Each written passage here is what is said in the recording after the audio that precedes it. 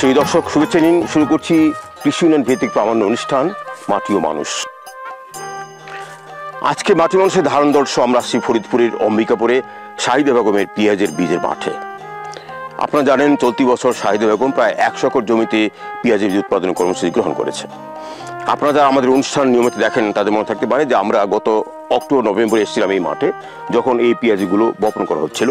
পরবর্তীতে March April মাসে এসেছিলাম যখন এই পরাগায়ন করা হচ্ছিল, হ্যান্ড পলিনেশন করা হচ্ছিল। এখন এগুলো পরিপক্ক, এখন এগুলো কেটে এখানে একটা বিশেষ প্রক্রিয়ার মধ্যে পেঁয়াজের বীজগুলো আলাদা করা হবে এবং সেগুলো প্যাকিং করা হবে। চূড়ান্ত পর্বে আজকে দেখুন পেঁয়াজের বীজ হারভেস্টিং এবং প্যাকিং আমাদের বিশেষ প্রতিবেদন।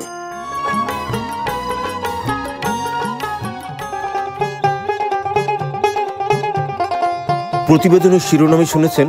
আমাদের আজকের প্রতিবেদনটি হলো ফরিদপুরের অম্বিকাপুরে শাহিদা বেগমের বীজ পেঁয়াজের হারভেস্ট এবং পোস্ট হারভেস্ট পদ্ধতি। এই মুহূর্তে আপনারা দেখছেন দলবদ্ধভাবে মাঠে শ্রমিকরা পরিপক্ক পেঁয়াজের ফুলগুলো হাতে কিংবা কাঁচিতে কেটে বস্তাবন্দি করছেন।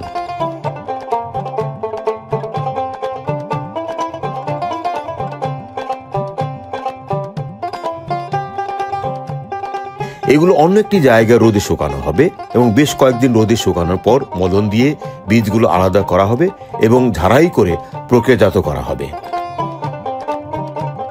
এভাবে পেঁয়াজ বীজ প্রক্রিয়াজাত করে পেঁয়াজ চাষিদের মাঝে বীজ সরবরাহ করেন শাহিদা বেগম। দর্শক মণ্ডলী, হারভেস্ট পদ্ধতির পুরো চিত্রটি আমরা তুলে ধরব আমাদের আজকের প্রতিবেদনে।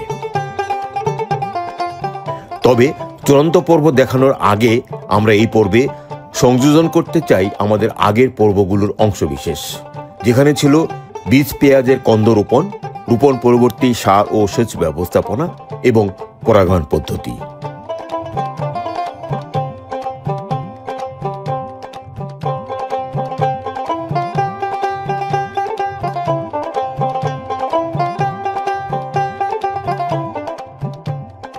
দেখছিলেন রোপণ পদ্ধতি এবং পরাগায়ন পদ্ধতি নিয়ে আমাদের প্রচারিত প্রতিবেদনের অংশবিশেষ। এবার বীজ পেঁয়াজের হারভেস্ট পদ্ধতি। এর আগে আমরা শাহিদা বেগমের নিকট থেকে জানব হারভেস্ট পদ্ধতির কলা কৌশল। শাহিদা বেগম এখন পরিপক্ক হয়ে গেছে না? জি। তো পরিপক্ক হলে তার বুঝবেন কি করে আপনার যে পরিপক্ক হয়ে গেল? আমরা বোঝার উপায়টা কি? বুঝবো হচ্ছে যে আপনার এই যে বীজটা, এই দেখেন, এই যে যেমন ধরেন ভাত, এক হাঁড়ি ভাত রান্নলে একটা টিভি দিলেই বোঝা যায় যে ভাত হয়ে গেছে। তো এই যে ফাটছে, ফাইটে এই যে কালো বীজটা বেরোইছে, এই যে কালো বীজ, এই দেখেন, এই দেখেন। এখন এটা মানে ম্যাচিউরড হয়ে গেছে। এখন অনেকগুলো সবুজ সবুজ সমস্যা নাই, আপনার দেখতে হবে যে আমার এই বীজটা শক্ত হয়েছে কিনা, যে হাতের মধ্যে গলে যায় কিনা। তো গলে গেলে ওইটা হয় নাই, তো সেই হিসাবে এগুলা আপনার গলে যায় না, এগুলো শক্ত হয়ে গেছে, এই কারণে আমরা তুলে নিতেছি। আর যদি পরিপক্ক সবগুলো আমরা ফাটাইতে যাই তাহলে পরে বৃষ্টি বাতাসে পড়ে যাবে। প্রতিটি বীজ বের করে যখন দেখবো বীজগুলো ভালো, তখন মনে করি পরিপক্ক হয়ে গেছে। এখানে সবগুলো কদম কি পরিপক্ক হয়েছে? সবগুলাই হয়েছে। আচ্ছা, দুই একটা যদি না হয়, ওটা যদি আমরা রাখতে যাই তাহলে পরে আমাদের এই বেশিরভাগগুলা ঝড় বৃষ্টিতে পড়ে যাবে এবং নষ্ট হয়ে যাবে। এই কারণে আমরা তুলে নেই। দুই একটা থাকলে পরে ওইটা চিটা হয়ে গেলে পরে ওটা উড়ানের সাথে চলে যাবে। আচ্ছা, গত অনুষ্ঠানে আপনি বলেছিলেন যেগুলো একটু নিচু সেগুলো কিন্তু পরে বের হয়, এখন একটু সমানই বের হয়ে গেছে। না, পেঁয়াজের ক্ষেত্রে সমানই বেরোয়। একবারে আপনার আগের গুলা তুলে আস্তে আস্তে হারভেস্ট করতে করতে পরের গুলা হয়ে যায়। আচ্ছা, এবার যে পরাগায়ন করলেন সঠিকভাবে কি পরাগায়ন হয়েছিল? হ্যাঁ, সঠিকভাবে হয়েছে। কারণ মিস হয়েছে তাকে বোঝা যাবে, নমুনা বোঝা যাবে। হ্যাঁ, নমুনা বোঝা যাবে, কিন্তু আমার মনে হয় মিস হয় নাই। মিস হয় নাই কারণ হচ্ছে কি পর্যায়ক্রমে আমরা ছোট বড় থেকে করা হয়েছে, আবার পরে যেগুলো আপনার ফুল ফুটছে সেগুলাও করা হয়েছে। একটা মাঠে মিনিমাম 8 থেকে 9 বার হাতানো হয়, পরাগায়ন করা হয়। আগের গুলা দেখা যাচ্ছে। হ্যাঁ হ্যাঁ হ্যাঁ। সাথী বন্ধুরা, চলুন আপনি তো আপনার চাতালে যাই, এগুলো নিয়ে আপনার কিভাবে হারভেস্ট করেন, কিভাবে প্যাকিং করে ওই পরবর্তী দেখি আমরা একটু। চলুন।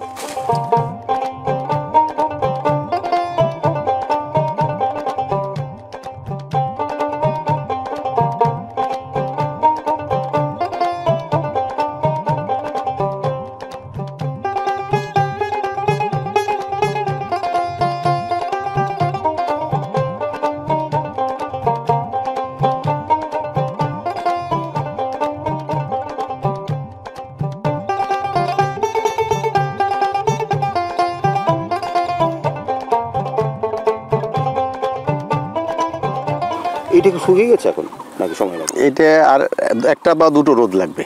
আচ্ছা, দুটো রোদ দিলেই এটা শুকাবে। কখন মানে শুকিয়ে গেল কি বুঝবেন কি করে? এটা যখন দেখবো যে 3টে রোদ লাগে, চতুর্থ রোদে আমরা এটা মারাই করি। কিন্তু আকাশ তো ইদানিং খুব খারাপ। আকাশ খারাপ থাকলে আসলে পেঁয়াজের বীজটা খুব ঝুঁকিপূর্ণ।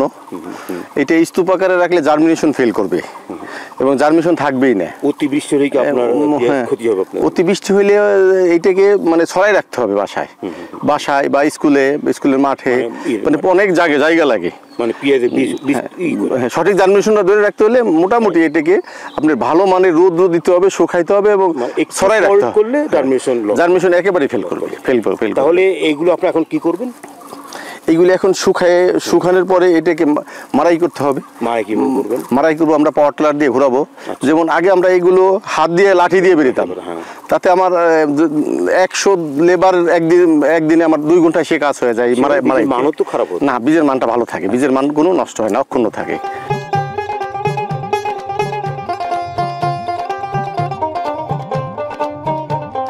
আফতাব আলী মোল্লা, আপনি এই ব্লকের উপশহরে কৃষি কর্মকর্তা। জি। এবং আমরা জানি যে এই খানসির বা শাহিদা বেগমের বীজ উৎপাদনের ক্ষেত্রে আপনাদের ভূমিকা সবচেয়ে গুরুত্বপূর্ণ। আপনারা সবসময় তদারকি করেন। বীজের যদি জার্মিনেশন সঠিক করতে চাই তাহলে বীজ হারভেস্টের পর থেকেই কয়েকটা ধাপে আমাদের খুব কেয়ার করতে হবে। জি। তো কি কেয়ার করতে হবে যে শুরুটা আসলে জার্মিনেশন করা যাবে? যখন বীজ 70% পেকে যাবে, ওখান থেকে ক্ষেত থেকে যখন কর্তন উঠাচ্ছে শুরু হয়েছে, এবং সাথে সাথে এটা বলে গাদি করে না রাখা, সাথে সাথে হালকাভাবে ছড়িয়ে দেওয়া। হ্যাঁ, এটা সে করছে। এবং সেখান থেকে তারা মাঠ থেকে নিয়ে এসে প্রতিদিন শুকাইতে দিতেছে এবং প্রতিদিন এটাকে আটকায় রাখতেছে। এটা যখন একবারে যে পদ্ধতির মধ্যে দিয়ে তারা কাজগুলো করছে, আপনার কি মনে হয় যে এখানে জার্মিনেশনের ক্ষেত্রে সঠিক জার্মিনেশন এখানে পাওয়া যায়? হ্যাঁ, 100 জার্মিনেশন আসবে ইনশাল্লাহ। এবছর বীজের যে কোয়ালিটি এখন পর্যন্ত আজকে পর্যন্ত আছে, এবং এগুলো জার্মিনেশন 90 উপরে আসবে। সময় মতন বিশেষ করে বীজ রোপণ, সুষম সার প্রয়োগ, জি, এবং যখন যে পোকামাকড় বা রোগ বালায় যখন যেগুলো আক্রমণ হয়েছে সেগুলো সঠিক সময়ে এগুলো দমন। তারপরে আপনার বিগত কয়েক বছর পরাগায়নের অভাবে, মৌমাছির অভাবে উৎপাদন একবারই ব্যাহত হয়েছে, এবং এবছর ব্যাপকভাবে এরা হাত দিয়ে পরাগায়ন করছে। এবং এখন সর্বশেষ যেটা হাত পরাগায়ন করার কারণে পরাগায়ন বেশি হয়েছে, বীজ বেশি হয়েছে।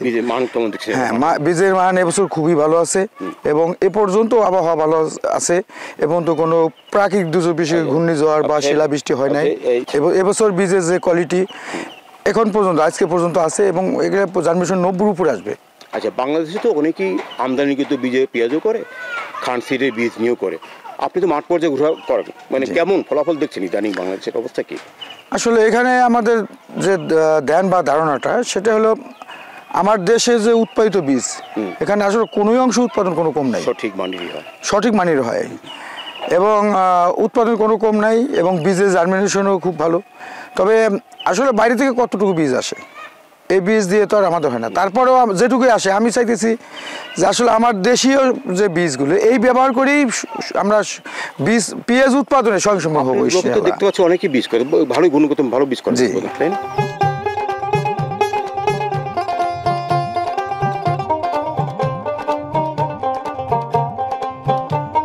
এইভাবে নাড়তে নাড়তে রোদে শুকানোর পরে 4টে রোদ দেওয়ার পরে আমরা মলন দিব। মলন দেওয়ার পরে ওই বীজগুলারে ফ্যানে উড়াইতে হবে। ফ্যানে উড়ানোর পর চালা দিয়ে চালবো, কুলা দিয়ে ঝাড়বো। ঝাড়ার পরে সব বীজ এক জায়গা করবো। এক জায়গা যখন হয়ে যাবে তখন সব বীজ একবারে রোদে দিব। রোদে দিয়ে তারপরে ওইটাকে আবার ফিরে ফ্যানে উড়াবো। উড়ানোর পরে ঠান্ডা করে ড্রামে দিব।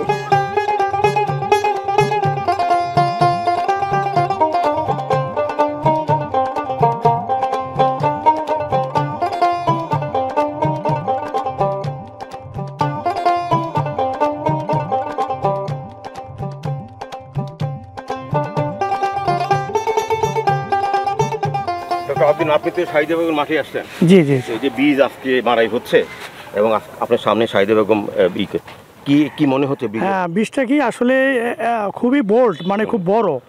বীজ যত বড় হবে সেই বীজটা ভালো আপাত দৃষ্টিতে মনে হয়। কারণ ভালো হওয়ার কারণও আছে। আমরা যে এবার রোপণ করছি উনি যখন আপনি তো রোপণ থেকে শুরু করে 3টা পর্বে আমাদের সঙ্গে ছিলেন। জি জি জি। তো রোপণ পদ্ধতি, পরাগায়ন পদ্ধতি সব মিলিয়ে এবং হারভেস্ট যে হচ্ছে, বীজের গুণগত মান কেমন হবে মনে হয়? হ্যাঁ, বীজের গুণগত মান প্রথম থেকে আমার একবারই ভালো মনে হচ্ছে, কারণ প্রথম থেকে আমরা দেখছি রোপণ থেকে শুরু করে, এবং সে ছিল না, পোকামাকড় ছিল না, হাত পরাগায়ন অত্যন্ত সুন্দরভাবে করছে। সেটা এই যে সাদা সাদা দেখা যাচ্ছে, এগুলো কি পরিষ্কার হবে? এটা আমরা তো ব্যাপক করি, আমাদের পরিষ্কার করা অত সম্ভব হয় না, এই জন্য আমরা ধোয়ার পরে পানি নেটে দিলে পারে এটা ভাইসে ওঠে, এটা জাল দিয়ে উঠেই ফেলাই। ধোয়ার একটা সুবিধা আছে। এই যে পানি দিয়ে ধোয়ার ক্ষেত্রে কি কোনো বৈজ্ঞানিক ব্যাখ্যা আছে যে এটা না হলে গুণগত মান কেমন? হ্যাঁ, ধোয়াটা তখনই ধুইতে হয়, এই যে এরকম কড়া রোদের দিন শুকায় ধুইতে হবে। যদি এটা কোনো আবহাওয়া খারাপ থাকে তখন ধুইলে হবে না, হ্যাঁ সতর্ক থাকতে হবে। কড়া রোদের সাথে সাথে শুকিয়ে ফেলাবে, তাতে কি হবে যে ওই উপরের বা চিটা বীজগুলি পড়ে যায়। আর যে বীজটি থাকে 100% জার্মিনেশন হয়, অর্থাৎ কোয়ালিটি বীজের কৃষকের কাছে যখন বিক্রয় করবে ওই বীজে তখন 100% জার্মিনেশন। তো ফরিদপুর অঞ্চলে অনেক প্রতিষ্ঠানেরই বীজ দেখছেন, সরকারিভাবে আমদানিকৃত বীজ দেখছেন, তুলনা করলে কি মনে হয় যে শাহিদা বেগম নিজের হাতে করছেন? না, এবার আমি গবেষণা প্রতিষ্ঠান কেন, আমরা সম্পূর্ণ স্মরণ সবাই বিএডিসি, আমরা সবাই কিন্তু সারাদিনই তার সাথে আমি না হোক আরেকজন হোক সবসময় ওনাকে দেখভাল করছি আমরা, যার কারণে বীজটা দেখেন খুবই বড়, এই জন্য দেখেন একবারে কত সুন্দর। অনেক বীজ দেখছেন, সরকারি আমদানিকৃত বীজ দেখছেন, সব দিকে মিলে যে কৃষক যে নিজের উদ্যোগে করছে, এটা কি আপনি? না, উনি তো আসলে উনি অনেক অভিজ্ঞ, দীর্ঘদিন পর্যন্ত আমাদের সকল কৃষি সম্প্রসারণ, আমাদের গবেষণা প্রতিষ্ঠান বিএডি সবাই সাথে সবসময় উনি জড়িত আছে, প্রশিক্ষণ ওয়ার্কশপ, যার কারণে তার যে অভিজ্ঞতা এত ব্যাপক, এবং প্রথম থেকেই সে এগুলি সুন্দর দেখভাল এবং হাত পরাগায়ন তো সে তার মাধ্যমে আমরা প্রথম করাইছি, যার কারণে এই বীজ আজকে এই সফলতা আমরা সবাই মিলে পেয়েছি। আমরা অত্যন্ত খুশি, গবেষণা প্রতিষ্ঠান খুশি। একটা জিনিস প্রস্তাব করছিলেন যে যদি এটাকে যান্ত্রিক করা যায়, মানে বীজটাকে যদি হারভেস্ট করার ক্ষেত্রে যান্ত্রিকতা বাংলাদেশে প্রণয়ন করা যায়, তাহলে উৎপাদন খরচ অনেকটা কমবে। সেক্ষেত্রে আপনি কি সুপারিশ করবেন সরকারকে? না, ভবিষ্যতে কিন্তু আমাদের দেশের যে আইটি সেক্টর, বিশেষ করে এআই বুদ্ধিমত্তা, এবং এটা এলওটি বলে, আইওটি বলে, ইন্টারনেট অফ থিংস, এইভাবে আস্তে আস্তে কিন্তু আমাদের কৃষিক্ষেত্রে আসতেছে। এই প্রযুক্তি যখন আসবে তখন শাহিদা বেগম আর এই শ্রমিকের এরকম প্রয়োজন হবে না, তখন তারা মাঠে অনেক উৎপাদন খরচ কমে যাবে। হ্যাঁ, তখন উৎপাদন খরচ কমে যাবে। তারপর অন্য মাটির গুণাগুণ কি অবস্থা, ফসলের কি অবস্থা, আবহাওয়ার কি অবস্থা, একেবারে সব কিছুই তার নক্ষত্র কোণে আসবে।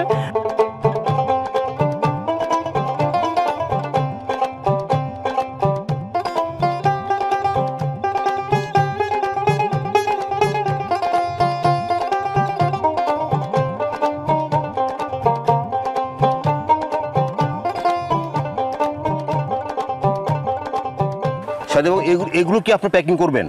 জি না, এটা আমি উড়াইছি, এখন চালা হয়েছে, এটা পরে আমি রাখবো বস্তাবন্দি করে, পরে আমার পুরো গুলো যখন হয়ে যাবে। এরপরে কত স্টেপ হবে?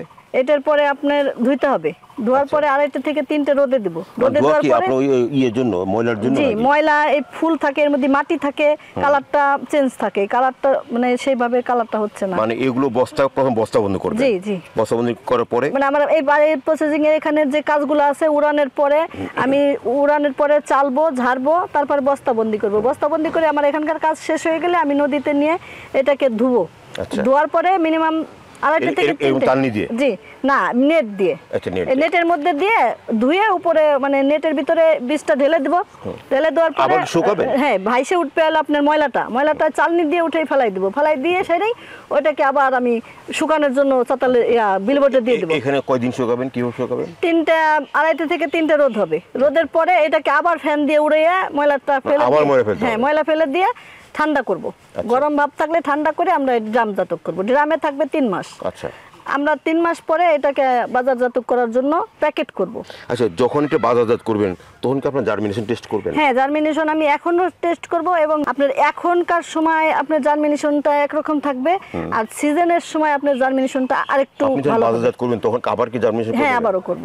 কত % থাকে আপনার জার্মিনেশন? আমার জার্মিনেশন আমি সরকারিভাবে বীজ প্রত্যয়ন থেকে আমি পরীক্ষা করছি। পরীক্ষা করার পরে যখন আমার এখন বীজ আমার হারভেস্টের সময় এখন আমি করছি, তখন আমি পাইছি 83% জার্মিনেশন। আর যখন আমি সিজনে বিক্রি করব তখন পাইছি 97। আলহামদুলিল্লাহ, এর চেয়ে আর বড় জার্মিনেশন মানে টেস্ট হয় না। তো 100% মোটামুটি থাকে তারপরেও ওইটা আমি 80-র উপরে বলি আচ্ছা বিক্রি করার সময়। তাহলে আমরা প্রথম মাঠ থেকে আপনার চাতালে নিয়ে আসলাম জি। ফুলগুলো, জি। চাতালে আনার পরে সেটা শুকানোর পরে মলম দেওয়া হলো। এটা 4-5টা রোদ হবে, রোদের পরে আপনার তারপর মশমশা হয়ে শুকাবে। এই যে দেখলাম এগুলো হলো এটা মারাই করা। মারাই করা। আচ্ছা ওই মারাইগুলো আপনি ঝাড়াই ফাড়াই করে আপনি জি, তারপরে জি। প্যাকিং করছেন। জি, প্যাকিং করব।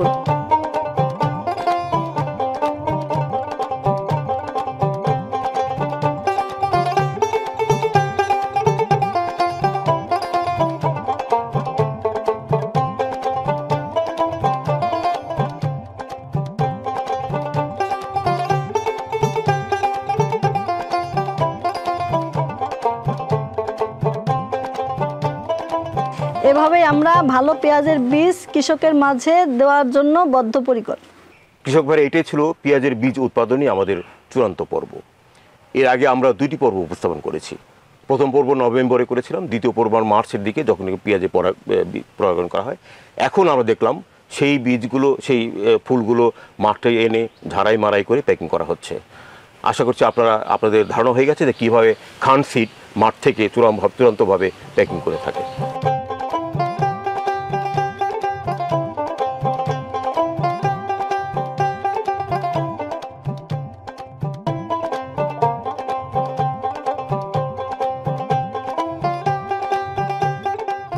শাহিদা বেগমের পেঁয়াজের বীজ উৎপাদন নিয়ে এই ছিল আমাদের আজকে বিশেষ প্রতিবেদন। আজ এ পর্যন্তই।